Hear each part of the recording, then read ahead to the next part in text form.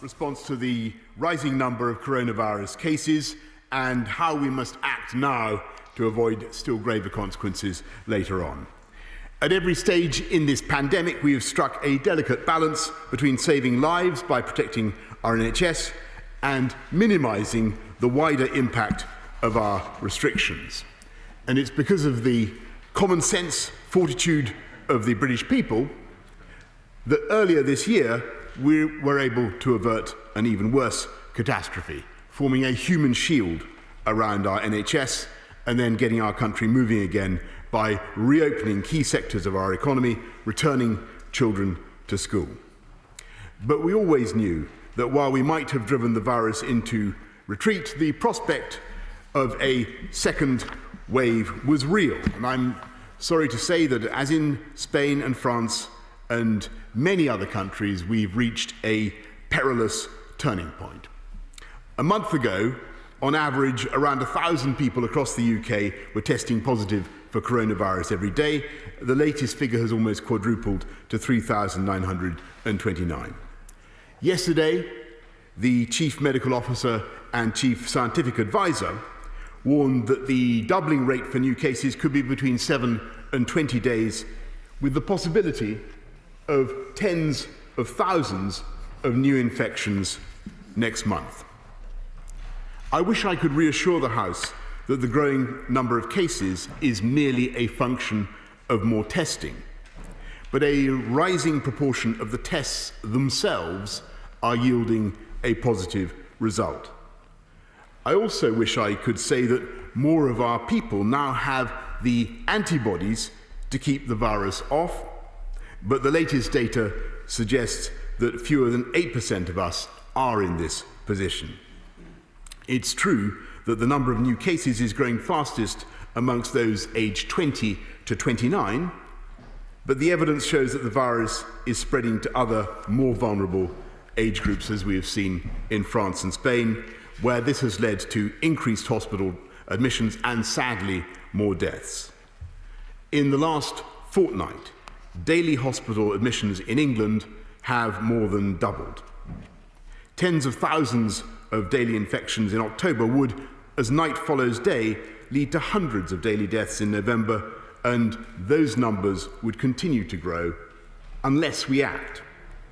And as with all respiratory viruses, COVID is likely to spread faster as autumn becomes winter. Yesterday, on the advice of the 4 chief medical officers, the UK's COVID alert level was raised from 3 to 4, the second most serious stage, meaning that transmission is high or rising exponentially. So this is the moment when we must act. If we can curb the number of daily infections and reduce the reproduction rate to 1, then we can save lives, protect the NHS and the most vulnerable, and shelter the economy from the far sterner and more costly measures that would inevitably become necessary later on. So we're acting on the principle that a stitch in time saves 9. The government will introduce new restrictions in England, carefully judged to achieve the maximum reduction in the R number with the minimum damage to lives and livelihoods.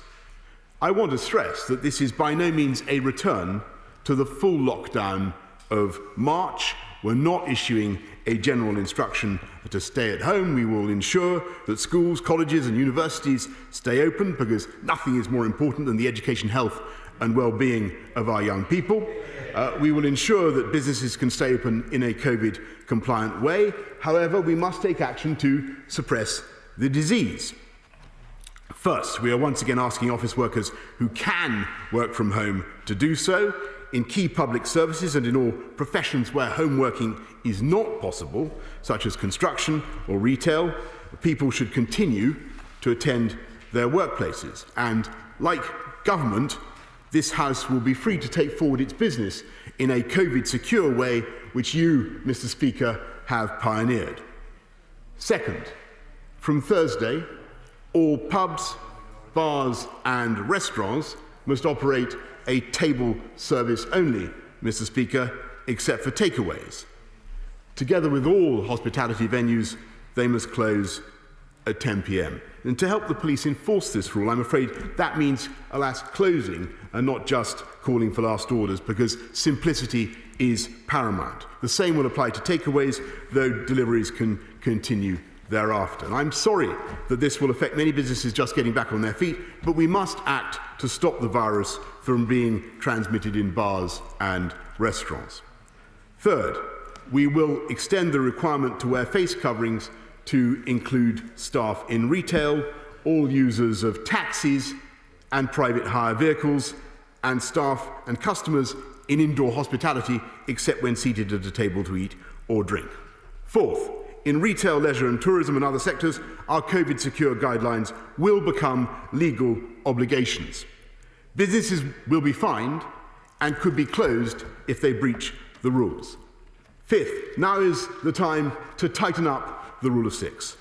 I'm afraid that from Monday, a maximum of 15 people will be able to attend wedding ceremonies and receptions, though up to 30 can still attend a funeral as now. We will also have to extend the rule of 6 to all adult indoor team sports. Finally, we have to acknowledge that the spread of the virus is now affecting our ability to reopen business conferences, exhibitions, and large sporting events. So we will not be able to do this from the 1st of October, and I recognise the implications for our sports clubs, which are the life and soul of our communities, and my right honourable friends, the Chancellor and Culture Secretary, are working urgently on what we can do now to support them.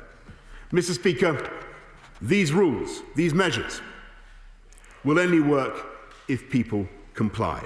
And there is nothing more frustrating for the vast majority who do comply, the law-abiding majority, than the sight of a few brazenly defying the rules. So these rules will be enforced by tighter penalties. We've already introduced a fine of up to £10,000 for those who fail to safe isolate, and such fines will now be applied to businesses breaking COVID rules. The penalty for failing to wear a mask or breaking the rule of 6 will now double to £200 for a first offence. We will provide the police and local authorities with the extra funding they need, a greater police presence on our streets, and the option to draw on military support where required to free up the police. The measures I've announced all apply in England, and the devolved administrations are taking similar steps. I spoke yesterday with each of the First Ministers and again today, and I thank them for their collaboration. The health of everyone in these islands depends on our common success. Already, about 13 million people across England are living under various local restrictions over and above national measures. We will continue to act against local flare-ups, working alongside councils and strengthening measures where necessary. And I want to speak directly to those who were shielding early in the pandemic and who may be anxious about being at greater risk. Following advice from our senior clinicians, our guidance continues to be that you do not need to shield except in local lockdown areas, and we will keep this under constant review.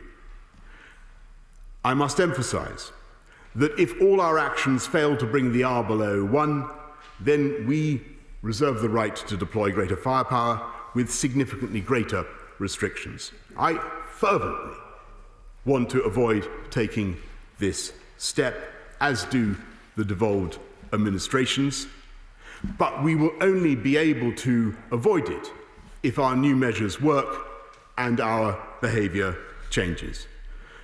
Mr. Speaker, we will spare no effort in developing vaccines, treatments, new forms of mass testing. But unless we palpably make progress, we should assume that the restrictions I have announced will remain in place for perhaps 6 months. For the time being, this virus is a fact of our lives, and I must tell the House and the country that our fight against it will continue. We will not listen to those who say let the virus rip, nor to those who urge a permanent lockdown. We are taking decisive and appropriate steps to balance saving lives with protecting jobs and livelihoods. I know all of this will have profound consequences for our constituents.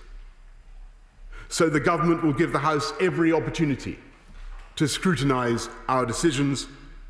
In addition to regular statements and debates, honourable members will be able to question the government's scientific advisers more regularly, gain access to data about their constituencies, your constituencies, and join daily calls with my right honourable friend, the Paymaster General.